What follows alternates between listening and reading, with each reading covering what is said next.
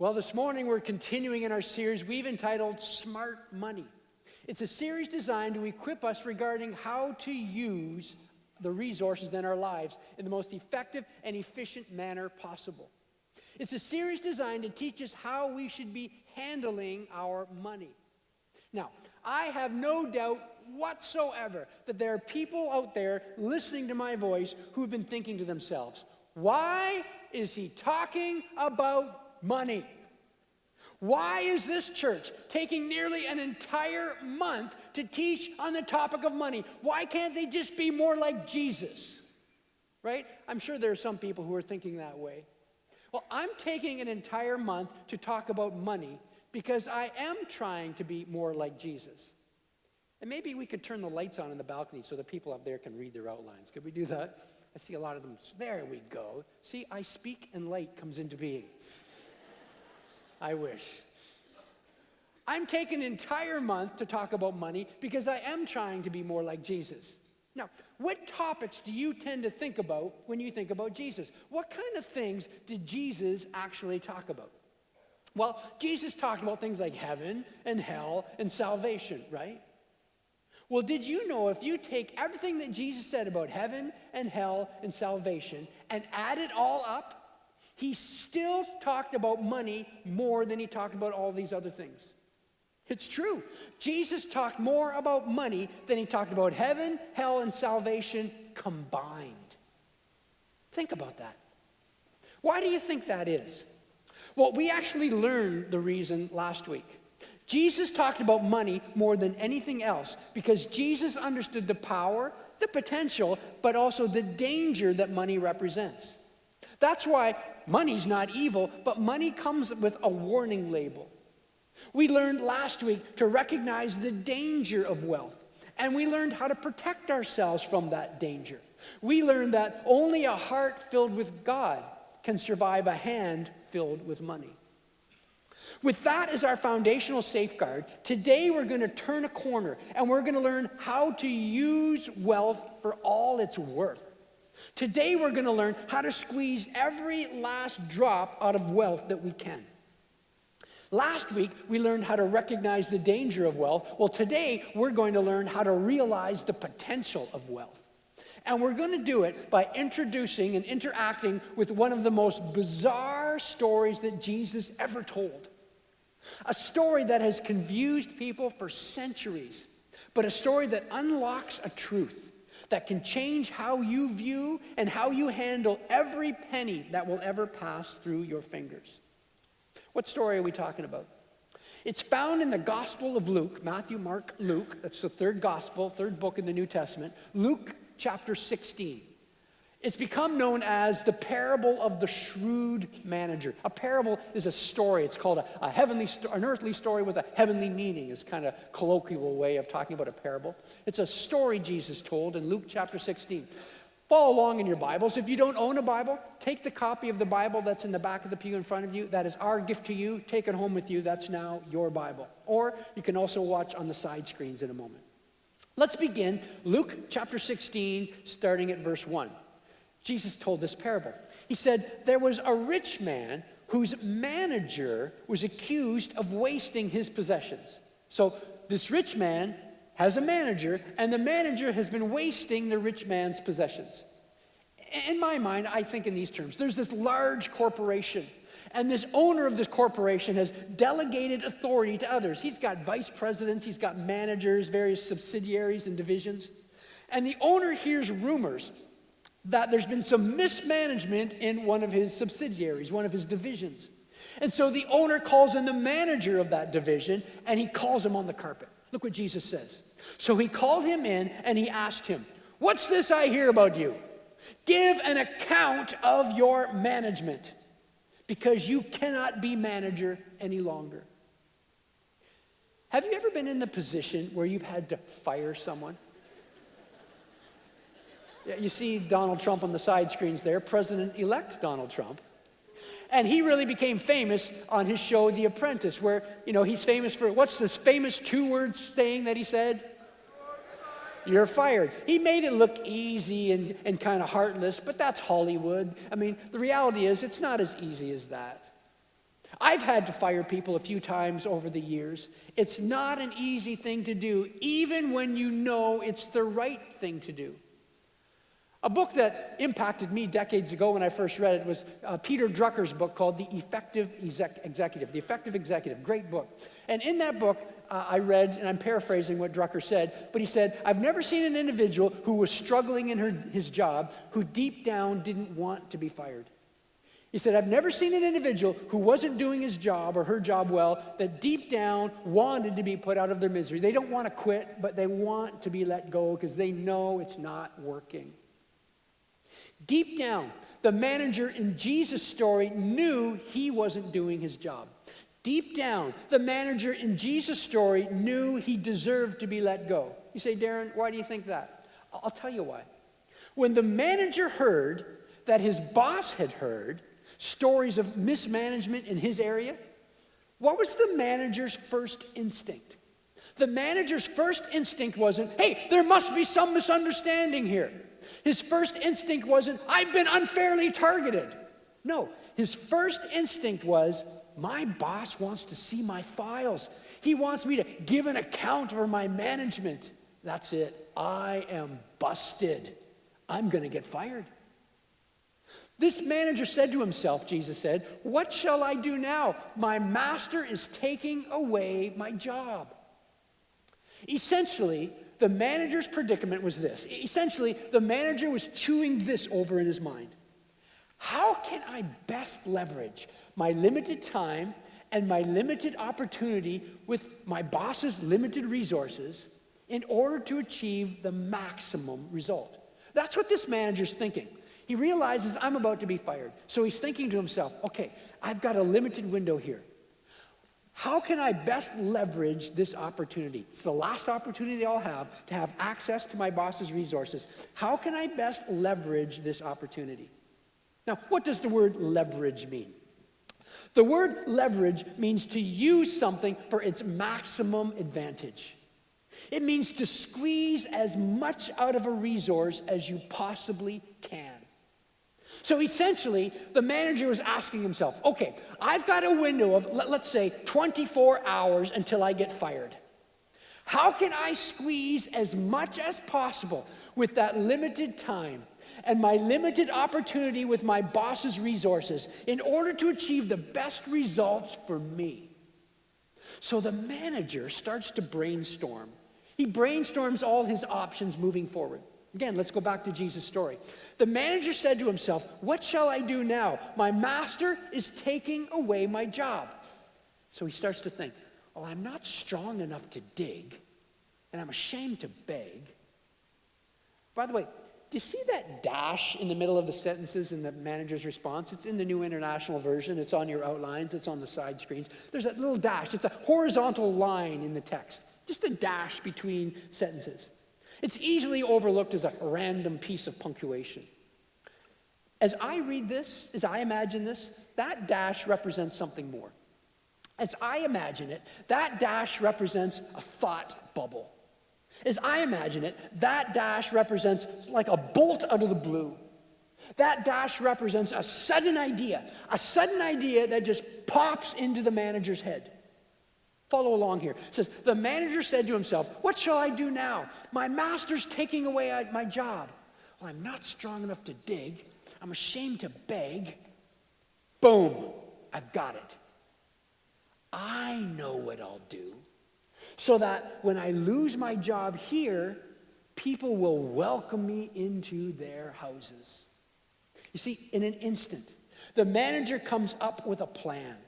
In an instant, the manager comes up with a response to his situation that will turn him from a potential hobo into a public hero. So the manager thought to himself, I still have my job for another 24 hours. I still have my authority for another 24 hours. I still have access to my boss's resources for another 24 hours. None of my clients know that I'm about to be fired. So I can use this to my advantage. I can make this work for me. So he called in each one of his master's debtors. He asked the first, how much do you owe my master? Now pause there for a second. Look how terrible of a manager this guy is. He doesn't call in his clients and tell them how much they owe his master. No, he calls in his clients and asks them how much they owe his master. Clearly, his files are a mess if he even has files at all. So he called in each one of his master's debtors. He asked the first, so how much do you owe my master? 900 gallons of olive oil, he replied. So the manager told him, take your bill, sit down quickly, and make it 450. Imagine with me for a moment, your bank manager, unannounced, unanticipated, randomly calls you in tomorrow for an unscheduled meeting. You have no idea why you're there. You walk into her office, you stand in front of her desk, and she says to you, so how much do you presently owe this bank on your mortgage? You're taken aback. You say, how much do I presently owe your bank on my mortgage? Yes, how much do you owe us on your mortgage? I owe $900,000 on my mortgage to your bank. All right, she says, sit down quickly. Sign this form that says you now owe $450,000 on your mortgage. Oh, come on, tell me, how are you going to feel about that bank manager for the rest of your life? Tell me she isn't at the top of your Christmas list until the day you die. The manager in Jesus' story calls in the first of his boss's debtors and asked him, how much do you owe my master? 900 gallons of olive oil. The manager told him, take your bill, sit down quickly, because I don't have much time, and make it 450. I can guarantee you that first debtor said something like, wow, seriously, are you kidding me? You can do that? Thank you so much. I will be indebted to you for this favor for the rest of my life. Listen, if you ever need anything, if you're ever in need of something in the future, please don't hesitate to call me. Thank you, says the manager, and maybe I'll take you up on that someday. And then he asked the second, and how much do you owe? 1,000 bushels of wheat, he replied. He told him, take your bill and make it 800. I mean, this was like a first century Oprah show, and you get a new car, and you get a new car, and you get a new car. Everyone's excited and thrilled. Now, I'm certain the second debtor said something like, what? Are you serious? This is incredibly kind of you. You've helped me in ways you can never know. I and my family will always be grateful to you for what you've done for us. Please, please, please, if you are ever in need or ever in trouble in the future, please, please, please let us know. I and my family will always be there for you in the future, just like you've been here for us today. Thank you, said the manager. Maybe I'll remember that someday. Now, Jesus doesn't elaborate, but the implication is that the manager did this for many more people. I'm sure he had more than 2 clients under his portfolio. Can you imagine how popular this guy was in that town by the end of that day? So what happens next? Well, here's the thing. This is where the story takes a bizarre turn. As Jesus' listeners were following him along in that parable 2,000 years ago, they were doing what you and I are probably doing right now. They were trying to figure out in this story who are the good guys and who are the bad guys, right? Who's God, who's the devil? You know, you're trying to figure it out. You're trying to anticipate the meaning of the story. But Jesus takes this story in a direction that they weren't anticipating. It reminds me of that age-old story of the Sunday school teacher and the little kid. I'm sure many of you have heard it before. The teacher says to this little class of toddlers in Sunday school, all right, class, I'm picturing something. It's small. It's furry, has a big bushy tail, and it gathers nuts for the wintertime. What am I thinking about, kids? A little boy in the front row puts his hand up. I'm sure the answer is supposed to be Jesus, but it sounds like a squirrel to me. Jesus' story doesn't go where we think it's supposed to go. Look at the next verse, the beginning of verse 8. It says, the master commended the dishonest manager because he acted shrewdly. Hold on, what? Time out. Did Jesus just say the master commended the dishonest manager? Yeah, that's exactly what Jesus just said. The master commended the dishonest manager because he had acted shrewdly. Now, notice this. He didn't commend him for his dishonesty. He commended him for acting shrewdly. What's shrewdly? The word shrewdly, it means like strategically. It means to think ahead. It's like the word for playing chess. You're thinking moves ahead. You're thinking strategically. You're thinking shrewdly. The boss in Jesus' story, essentially he's saying, hey, I got to give you credit, buddy. I got to give credit where credit's due. You played the hand you were dealt very well. I got to tip my hat to you. You realized that you had a limited time and a limited opportunity with my resources. And so you leveraged it. You squeezed everything you could out of it for yourself. Good for you. I mean, you're still fired. Because I clearly can't trust you. You're dishonest. But you're one shrewd guy. I'll give you that much. Who saw that coming? And then Jesus takes it even a step further. After Jesus tells the story, he goes on to apply the story. He does us the favor of informing us about what this story means and how we can draw and apply it to our lives. Look at how Jesus applies the story in the next verse. He says this, "For the people of this world are more shrewd in dealing with their own kind than are people of the light." The people of this world are more shrewd in dealing with their own kind than are the people of the light. What is he saying? Jesus is saying that his followers can learn a thing or two from the world around them. Jesus is saying people who don't view life from an eternal perspective are more shrewd than people who do view life from an eternal perspective. Jesus is saying that people who don't believe that there is life after death are living more consistently, they're living more strategically than those who do believe that there is life after death. How so? Jesus is pointing out that people who don't believe that there is life after death are making decisions with their resources that are actually consistent with their worldview. They're living and strategizing with only themselves and with only this world in their thinking because that's what they believe. They know how to leverage their limited time and their limited opportunity with their limited resources to ensure their limited future. He says they're shrewd. They only believe in today, so they're only living for today. And they're being strategic. They're being consistent. They're being shrewd. They know how to squeeze as much out of their resources as they possibly can. Now, Jesus doesn't say they're correct in their worldview. He's just saying they're consistent and strategic in their worldview and that we can learn something from them. Well, as followers of Jesus Christ, what do we believe? We believe what Jesus believed. We believe that there's a temporary world and there's an eternal world. And we believe that there are things that will not last, and we believe there are things that will last forever.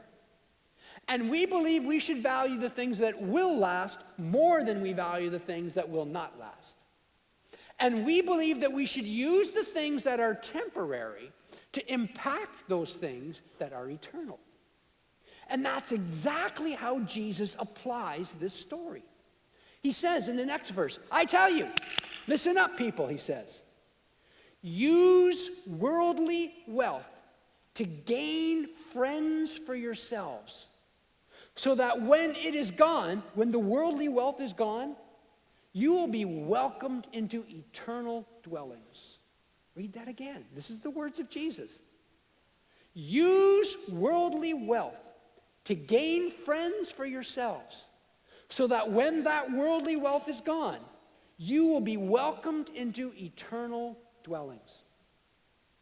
Essentially, Jesus' advice is this. Figure out how you can use your material resources so that when you die and you step into eternity, there will be people waiting for you there who will thank you for how you used your wealth. I'm going to say that again. Jesus is saying, figure out how you can use your material resources so that when you die and you pass into eternity, there will be people waiting for you there who will thank you for how you used your wealth. Jesus is saying, learn something from the shrewd manager. He used the resources at his disposal so that people would welcome him into their earthly homes. Learn from him. You use the resources at your disposal so that people will welcome you into their eternal homes. Use the resources at your disposal in such a way that there'll be people in eternity who will owe you a debt of gratitude for the role your financial decisions played in their lives. Imagine it.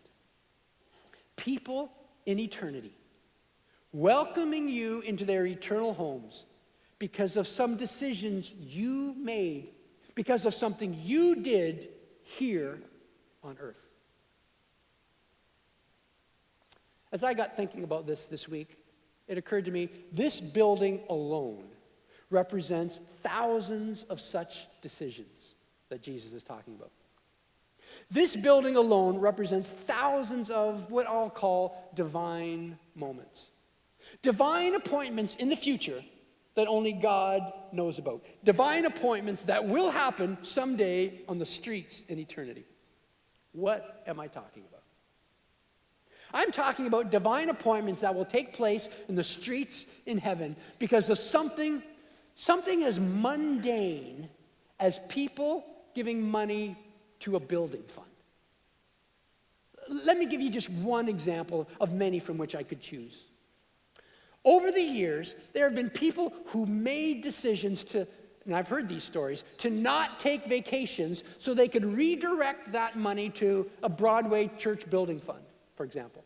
Now, all of the funds all of the funds that they give to the building fund, of all the funds you could give to, let me put it this way, of all the funds you could give to, the building fund is probably the least exciting for a lot of people. It's bricks and mortar.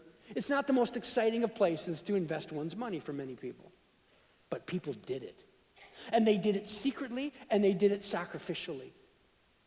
Jesus is saying that men and women will line up in eternity to greet those people.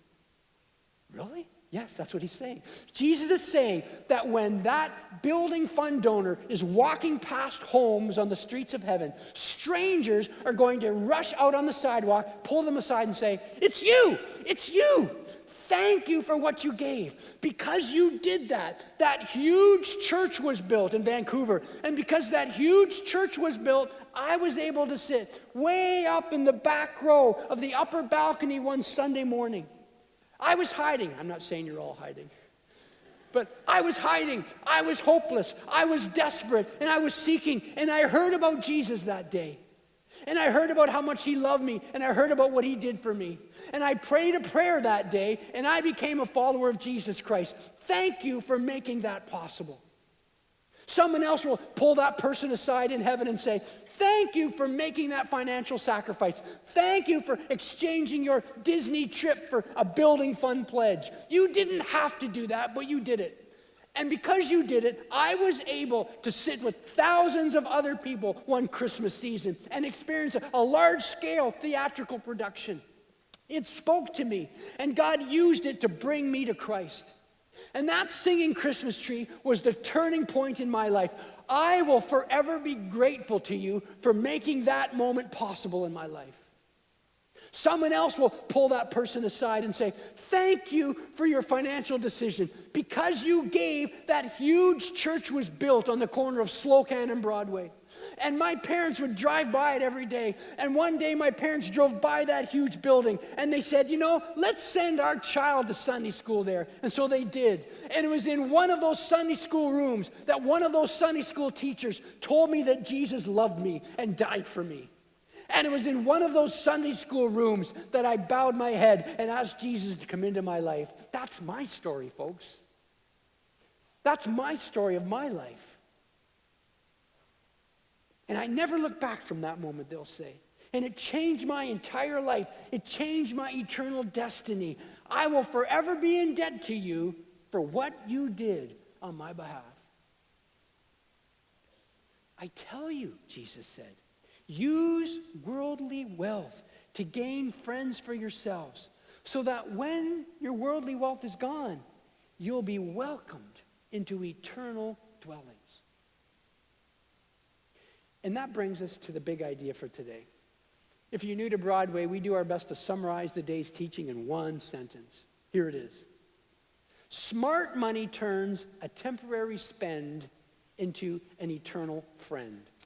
Smart money turns a temporary spend into an eternal friend. Listen, when you use your home to host a small group Bible study or a prayer meeting, you are leveraging that resource, the resource of your home, you're leveraging it for eternity. You're turning a temporary spend into an eternal friend.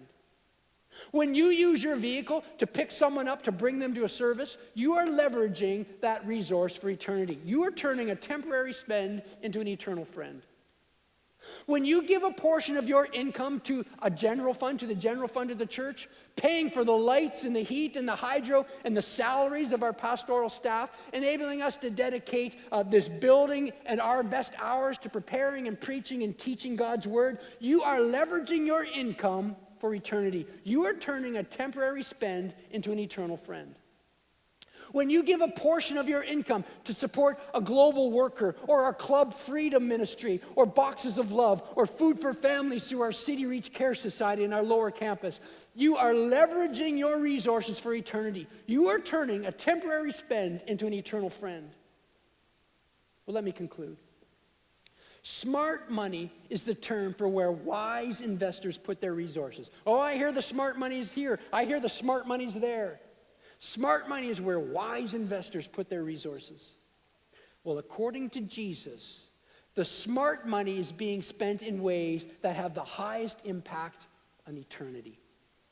According to Jesus, the shrewd investor is someone who has figured out how to turn a temporary spend into an eternal friend. Okay, Darren, so practically speaking, get real practical now, nuts and bolts here. What does this look like? Practically speaking, what does an eternally minded budget look like? That's what we're going to talk about next Sunday when we conclude this series. What do you have waiting for you in eternity? Do you have eternal friends eager to greet you on the other side? Do you have people waiting to thank you for what you've done, for the decisions you've made?